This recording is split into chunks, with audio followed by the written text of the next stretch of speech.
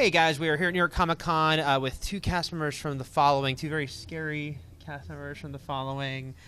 But first and foremost, and I know you're getting this all day, James, how are you here? What should we infer from your presence here? Well, it depends who you talk to, really. Right. If you talk to me, then I will say that yes, I'm here, which means I'm in the show. Right. In what capacity?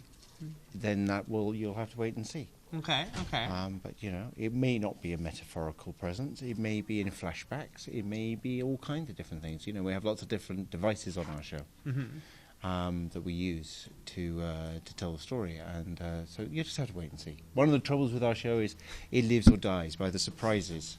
Right. And by the what we can tell the audience and when we can tell them. And so I'm really sorry, but it's very hard for us to talk about the new season without giving it away. Understand. Well, Valorie, your character, she was the true believer, like right down to the end, even as others faltered and paid the price. She was the true believer. So, and I know we're going to pick up about a year later. Where do we find her in the wake of losing so much last season? I mean, she's lost everything. In the last year, she lost Joe, who was her whole reason for living. She lost the friends that she knew. She lost Jacob. She lost the protection of the cult. She's never been on her own. She's never had to be. So we're going to find out what happens when Emma exists in a vacuum and exists without Joe Carroll, and how she survives. She's the most visible face of the cult now, and the FBI is rounding up the last of the cult. So she's having to, find ways to hide, to blend in, and get by.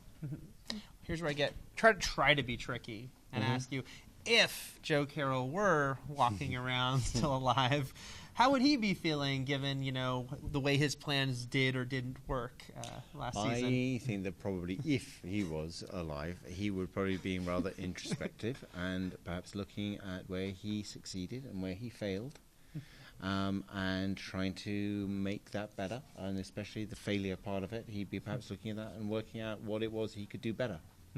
And in the meantime, he would have to adopt a persona, I guess, of some kind, that would make him blend into the kind of cultural background of Americana. Interesting. Valorie, your character, given that she was such an acolyte and he was such a charismatic leader, might there be the opportunity for her to gather some followers of her own at this point? Well, there's always the opportunity. There are always those who can be manipulated, and she was taught by the master manipulator. I think the question is whether or not that's something she wants to do, because that was always Joe's plan. That was always Joe's passion, was to mold people and lead people, and that was never hers. She lived for him. She's perfectly capable of doing that, of course, like anything else she wants to do. But we're going to find out what her motivations are now that she's on her own. For you, what do you think is the root of Joe's obsession with Ryan? What is it that got him sort of like, this guy, this is the one? I think, if you are a psychopathic or sociopathic serial killer who's killed a number of people and then gets tracked down, put away in prison for, the rest of your life, and then that police officer goes and has an affair and sleeps with your ex-wife. Been there, yeah. That might motivate you. To have a little bit of a chip about it, and to require some vengeance. And you don't want to piss with a serial killer, probably. Right. Yes, that's probably the moral of the question of the story. Lastly, what is it like for both of you encountering fans of this show, given your characters? What do they say to you about your characters and what they feel about these two? They hate Emma so much. They hate her so much. It's a very curious and odd thing, which I can only put down to a kind of strange level of misogyny. Because they don't mind me. And yet I am equally as appalling as she is.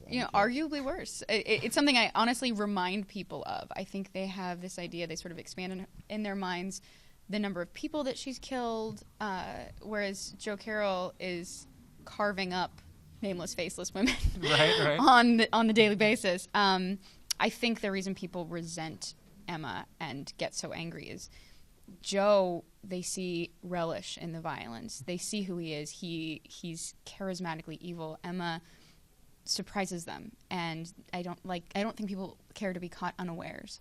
So I think they sort of resent that and keep tuning in to watch her and waiting for her to get hers, for getting them.